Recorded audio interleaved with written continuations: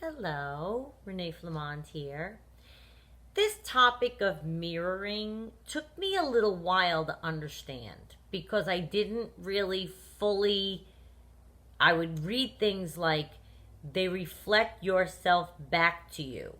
And I would read things like, they mirror you and that's how they get you. They act like they have a lot in common with you and then you feel comfortable with them. And then are you kind of in love with yourself if you're in love with them? That's the part that I was like, wait, I don't understand that. I mean, I love myself. I hope we all have self-love at this point, right? We've done the work.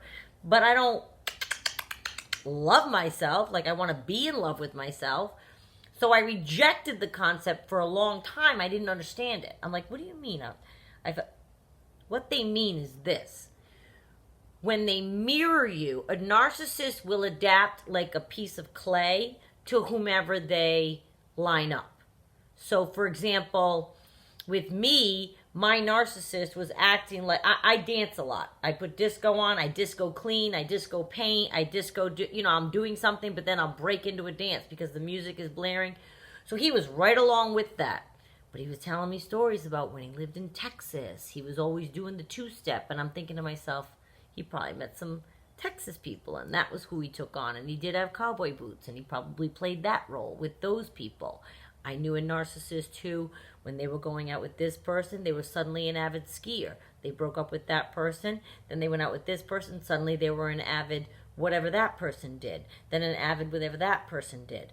It's about alignment, and that makes you feel a connection with somebody if they are like you.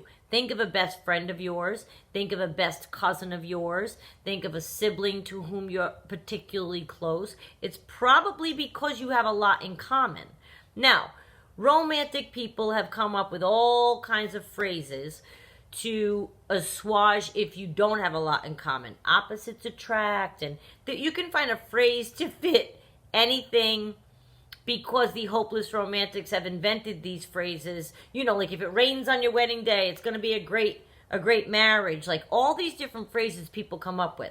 Opposites attract, I think, is one of those. I'm not saying opposites can't attract. They certainly can, and maybe it can even work. But a narcissist's surefire bet to get you interested is not to be opposite. It's to be like you in almost every way. In almost every way. And when you pay attention to those things, you can see whether or not they're really a certain way. And I didn't. I had my eyes closed, so I missed things. For example, I'm extremely close to my parents. I'm very close with my brother. I'm very close to my daughter. I have a cousin who I'm very close with. I have a very close friends in my life that have been in my life for 45, 50 years. The narcissist that I knew didn't seem to have any of that. And he was a father, but I would not at all say that he was close with his kids. In the whole time I knew him, I could count how many times he saw some of them. Yes, part of that was Corona, but he saw some friends over and over and over and over and over. You know what I mean? I don't care where they live. I would always go and see my child or have my child come visit me if it were possible. I would never let there be a long, long period go by. Yet he was feigning that he was this good father. And he would get on the phone and say superfluous language to his sons and let me overhear it and act like, the father of the year on the phone with words. Being a good parent isn't words, it's actions. So you think I would have said to myself, he doesn't even see his sons. That's kind of a red flag. Kind of a big one. And here I am, I'm very close with my daughter, but he was trying to pretend like he too had this fruitful relationship with his kids, his adult kids.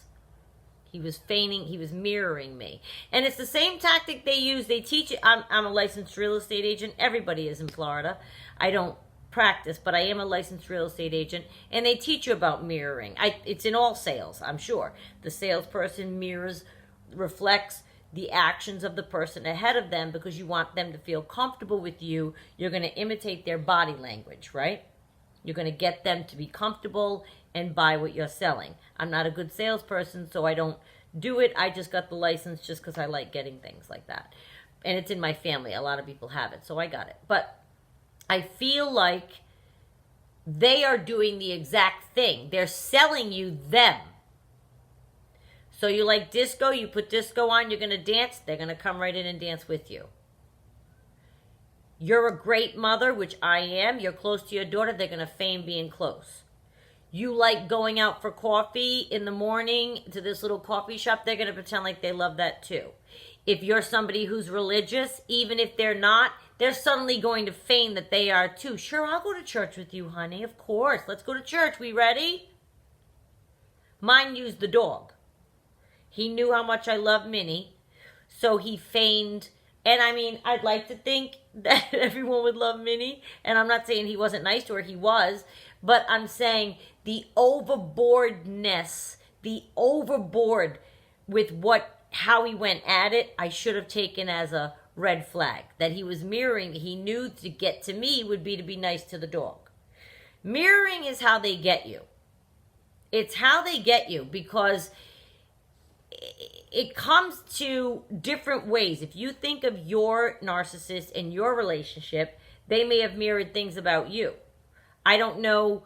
It's tough to think about what it looks like. And I was very confused for a long time, like I said, because when you read things like, well, when you fall in love, you're kind of falling in love with yourself. It doesn't mean, like I said, that in a conceited way. It means, though, that they created a comfortability with you because you felt a symbiosis. They're just like me. Oh my God, it's my soulmate. This is the person I'm meant to be with. We think alike. We finish each other's sentences. They do that on purpose. They listen to everything you tell them. So they're going to help you finish your sentences to make you feel like you met your match. To make you feel like you met somebody who understands you. Who understands your heart, your mind, your soul. Who hands you coffee in the morning because he knows that's your, like, coffee is of course he's going to bring me coffee in the morning. I need coffee in the morning. So he's going to walk it over to the bed. Big deal, right?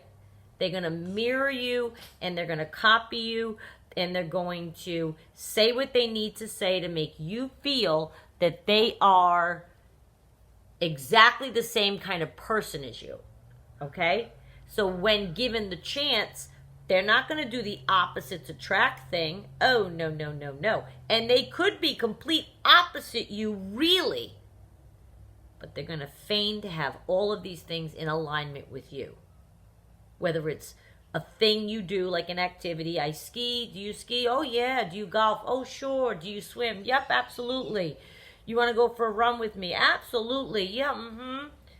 And they've never done anything in their life. But they're trying to get you. They're trying to get you. And what looks like might be this commonality that really binds you is something that they are putting on for that reason.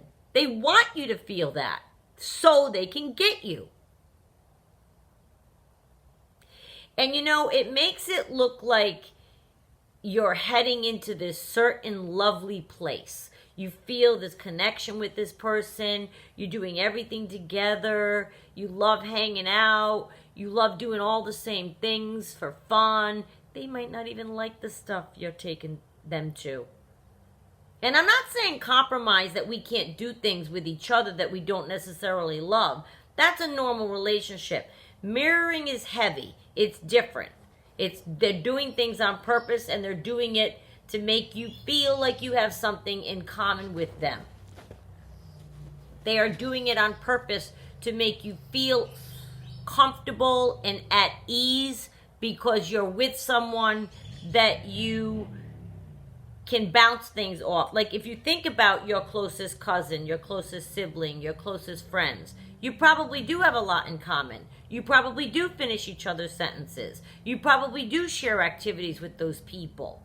You may also have some that are complete opposite of you. I have a couple of friends that are complete opposites of me, and we laugh at it. We've been friends since we were 10. You can always find a friendship based on that as well. But a narcissist trying to enter a relationship with you, no, they're not going to let themselves be opposite you. They're going to pretend that they have everything in common that you like. Everything. It's, and if you're saying you love something and they say they love it too, and you say you don't like something and they say they don't like it too, if you really pay attention, they're not even good at mimicking. They're not even good at it. But because we're ensnared, we fall for it. We fall for it.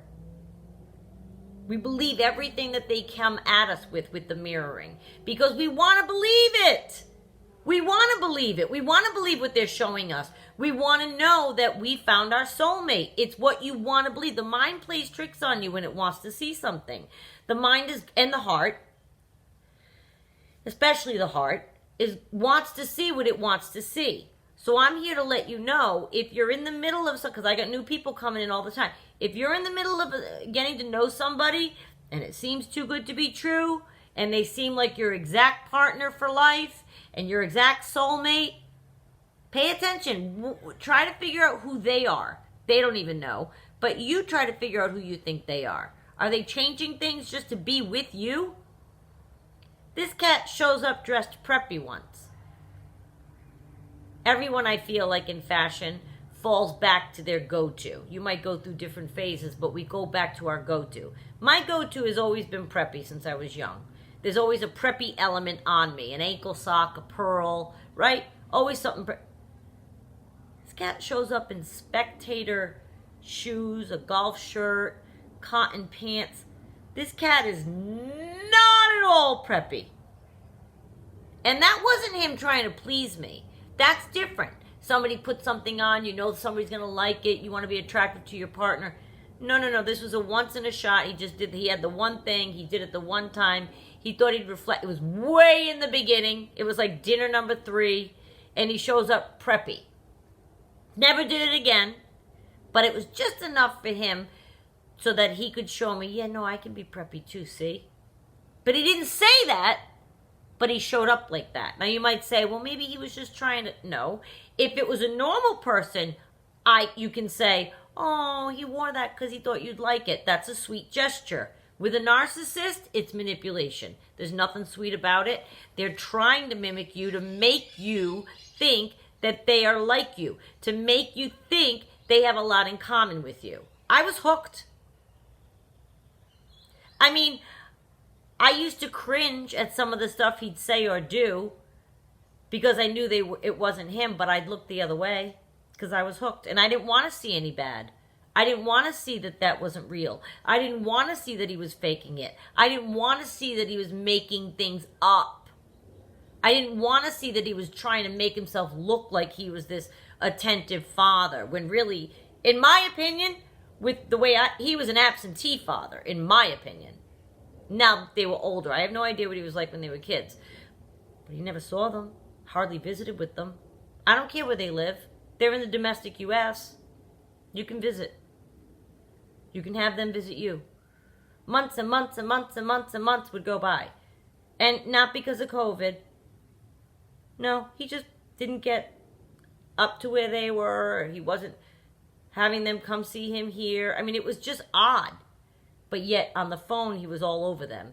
Oh, how you doing? I've been thinking about you. Yeah, Renee and her daughter. And he was trying to, like, create dialogue to make it seem like we're all some symbiotic family. Are you insane?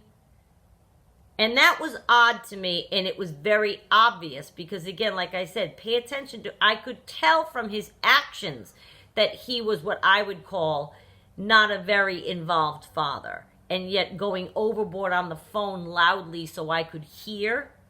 That was very obvious to me. That's when I first started to pay attention. Then I started to think of all the other things around it and the things that he would do and how he would feign crying. I'm sensitive. So he thought that would get to me because I cry. I don't try to fight off crying. I have friends who are tough. They never cry. I'll cry. Feign crying at a sad movie. Find funny comedians I found funny. He probably never listened to them again when he left this house. Do you know what I'm saying? Little things, little things. or big things. But mirroring is how they get you. They make you feel comfortable. They make you feel at home. They make you feel like you're with yourself, your soulmate. That word is so overused, but that's what they're trying to do. That you met your life's partner that matches you in every way. It's mirroring. It's done on purpose. It's a manipulative tactic that they use. Whether or not they know the word mirroring, that's what they're doing. Now, the next supply he's with might be someone who listens to the country music, and now he's two-stepping somewhere 3 hours south in Florida. I have no idea. He's not around here anymore. But I can guarantee you, whoever he's with now, he's mirroring that person's likes, dislikes, passions, desires, things like that. Right? You like the ocean, they're going to pretend to like the ocean. You like the mountains, they're going to pretend to like the mountains. You like the city, they're going to pretend to like the city. Anything to ensnare you and hold your interest and get you in there that you think you met your person.